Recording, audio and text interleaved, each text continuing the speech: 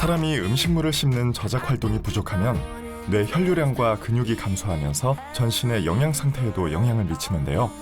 치아와 함께 중요한 역할을 하는 것이 바로 잇몸입니다. 건강보험 심사평가원 자료를 보면 치주 질환이 감기를 제치고 1위를 차지할 만큼 발생률이 높습니다. 권희윤 치과 전문의는 상태 악화 후 병원을 찾으면 발치를 부를 수 있어 주의를 당부합니다. 우리의 치아가 자리 잡을 수 있도록 하는 잇몸뼈와 치아가 잇몸뼈와 튼튼하게 결합하도록 하는 잇몸살로 둘러싸여 있습니다. 잇몸살이 감염되면 치은염이 심하되 잇몸뼈까지 감염되면 치주염으로 분류됩니다. 치주질환은 이렇게 단계에 따라 두 가지로 분류됩니다.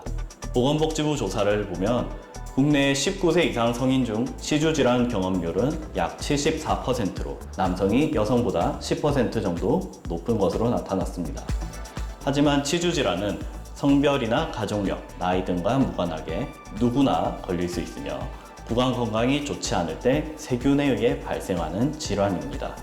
여기서 세균은 타액에 의해 전염되기도 하는데 개인의 면역 체계와 구강 상태에 따라 발병 여부가 달라지기 때문에 당뇨병, 항암 치료 등으로 인해 전신 면역 체계가 약한 경우도 치주질환 감염에 취약합니다. 치주질환 초기에는 치아가 시리고 잇몸이 붓거나 피가 나는 증상을 보입니다. 만약 이 증상이 오래 지속되면 잇몸뼈가 녹아내리면서 치아를 잡아주지 못하게 되는데요. 이때는 치아가 조금씩 흔들리고 음식을 씹을 때 묵직한 느낌을 받습니다. 여기서 증상이 좀 더 악화되면 치아가 많이 흔들리고 잇몸에서 고름도 종종 나오는데 여기서 이 상태가 바로 어른들이 바람만 불어도 아픈 것 같다고 해서 말하는 풍치 단계입니다. 이 단계까지 왔다면 발치해야 하는 경우가 많은데요.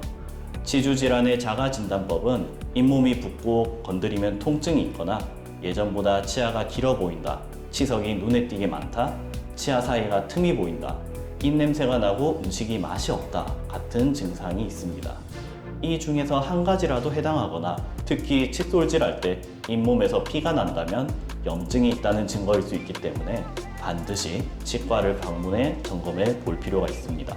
치주질환 진단을 위해서는 먼저 치아와 잇몸이 제대로 결합이 되어 있는지 확인해보는 치주낭 검사를 시행합니다. 건강한 치아는 치아와 잇몸이 잘 붙어 있어 탐침을 찔렀을 때 1에서 3mm 이상 들어가지 않는데 만약 치주질환이 진행되고 있으면 잇몸뼈가 녹아내리고 치아와 잇몸이 떨어진 상태이기 때문에 탐침을 넣었을 때 4mm 이상 떨어진 부분이 발견되고 이곳이 치주질환 부위로 판단이 됩니다. 눈에 보이지 않는 잇몸 내부의 잇몸뼈 파괴 상태를 확인할 수 있고 치근의 형태와 충치를 진단할 수 있는 치과 방사선 검사를 시행해 자세히 보기도 합니다. 치석이 생기면 칫솔질만으로 제거가 불가능해서 치과 전문 기구로 해야 하는데요.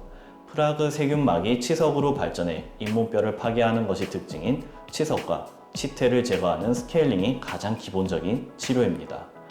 치주 질환이 심해지면 치석이 치아 뿌리까지 파고드는데 치아의 뿌리의 불규칙한 면에 단단하게 붙어 제거하기가 더욱 까다롭습니다. 치주 소파술은 잇몸 아래쪽의 치석을 긁어내는 것으로 초기 경증의 치은염은 치주 소파술로만 호전이 됩니다. 치주염으로 잇몸뼈가 심각하게 파괴된 경우는 치주 판막 수술을 시행하는데 잇몸을 절개해 잇몸뼈를 노출시킨 상태에서 염증 조직, 치석 등 세균을 긁어내는 수술입니다. 상태에 따라 잇몸뼈나 잇몸 이식 수술을 시행하기도 합니다. 치주 질환은 충치처럼 눈에 잘 띄지 않고 부종이나 출혈 등이 생겼다가 사라지다 보니 방치하다 병증이 심각해지는 경우가 의외로 많다고 합니다. 이빨이 아주 나빠가지고 참 음식도 제대로 못 씹고 하다가 잇몸을 보더만 빨리 이거는 급하다 그러면서 발이 이빨을 하게 됐습니다. 치주 질환이 있으면 당뇨, 심혈관 질환 등 전신 질환의 발병률이 증가한다는 연구 결과가 있는 만큼 빠른 치료가 중요합니다. 환자분 처음 오셨을 때 엑스레이 방사선 사진인데요. 양쪽 어금니가 심하게 파괴되어 있으셨고요. 치주 질환으로 인해서 거의 모든 치아들이 흔들리는 상황이었습니다. 멀쩡한 치아들은 살려야 되기 때문에 치주낭 검사를 통해서 괜찮은 치아들을 판별해내고 임플란트를 심을 때 인공뼈 이식을 통해서 좀 더 보강을 했고요. 위쪽에도 마찬가지 상악동이라고 하는 공기주머니를 들어 올리면서 인공뼈 이식이 많이 들어가셨습니다. 오늘 정기검진으로 찍은 엑스레이 사진입니다. 양쪽 위아래 어금니들을 모두 임플란트 인공치근으로 대체했고요. 흔들리던 자연 치아들도 잇몸 치료를 통해서 다시 정상적인 상태로 돌아와 있습니다. 아래쪽에 충치로 심하게 손상되어 있던 치아들은 크라운으로 수복이 되어 있는 상태입니다. 참 걱정을 많이 했습니다. 부과장이 생일까 싶고 이빨 16개를 열는데 7개월 정도 걸렸습니다. 저를 왔다 갔다 할 때 7개월 정도 걸리는데 하고 나서 결과가 참 좋아져서 다행입니다. 6개월 만에 하면서 점검하러 오고 있습니다. 잇몸 하고 나서는 아무 지장 없이 튼튼하게 음식을 잘 먹고 있습니다. 되도록이면 이빨 좀 안 좋은 사람은 식사하고 나서 이빨을 양식이 닦아주시기 바랍니다. 치아 사이의 치석과 치태가 염증의 원인이 되는 만큼 구강 건강의 시작은 올바른 칫솔질입니다. 치주 질환은 자각 증상을 빨리 느끼지 못해 진행되는 과정에서 크게 통증도 없어 치료 시기를 놓치는 경우가 많습니다. 한번 파괴된 잇몸뼈는 저절로 회복되지 않기 때문에 너무 늦게 치과를 찾으면 발치로 이어지는 경우가 대부분인데요. 만약 골파괴가 심하면 인공치근 수술조차 어려울 수 있는데 이때는 틀니를 써야 합니다. 또한 치주 질환으로 인해 증식한 세균은 면역 저하 환자에서 턱뼈의 골수염, 심부감염, 폐혈증 등 심각한 합병증을 유발할 수 있습니다.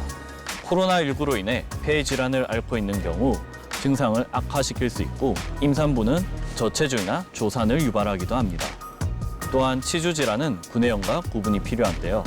치주 질환이 혀와 잇몸, 입안 점막에 염증이 나타난다면 구내염은 잇몸뿐만 아니라 볼 혀에도 염증이 발생하기 때문입니다. 평소와 달리 하얀색의 물집이 잡히면 정확한 검사가 꼭 필요합니다. 먼저 치통은 시중의 잇몸 영양제로 치료된다인데요. 60년대부터 진행된 치주질환 관련 연구 논문을 보면 약물로는 해결되지가 않고 외과적인 시술로 호전된다고 밝혀져 있습니다. 시중에 나와 있는 잇몸 영양제는 치료 보조제일 뿐 잇몸약이 아니기 때문에 치주질환에는 크게 도움이 되지 않습니다. 잇몸 영양제로 호전이 되었다는 것은 플라시보 효과와 더불어 일시적으로 면역력이 좋아질 때 느끼는 호전 반응일 수 있습니다. 치주 질환의 제1예방법은 올바른 양치질입니다. 충치와 치주염 원인균 모두 밤에 활동이 활발해지기 때문에 잠들기 전에 꼼꼼하게 양치하시고 치실과 치간 칫솔 활용도 중요합니다. 양치질할 때는 찬물보다 미지근한 물을 사용하시고 칫솔은 평균 3개월에 한 번씩 교체하는 것이 좋습니다. 칫솔의 위생 상태도 중요한데요. 칫솔에 물기가 남아있으면 구강세균이 수백 종 이상 번식해서 칫솔 자체가 세균 덩어리가 될 수 있습니다. 따라서 칫솔을 하루 1회만 사용하셨더라도 완전히 건조시키는 게 중요합니다. 치주 질환은 한번 발생하면 돌이킬 수 없는 비가역적인 질환이기 때문에 반드시 정기적인 치과 검진을 통해 구강 건강을 유지하시기 바랍니다. 가장 흔히 발생하지만 놓치기 쉬운 치주 질환.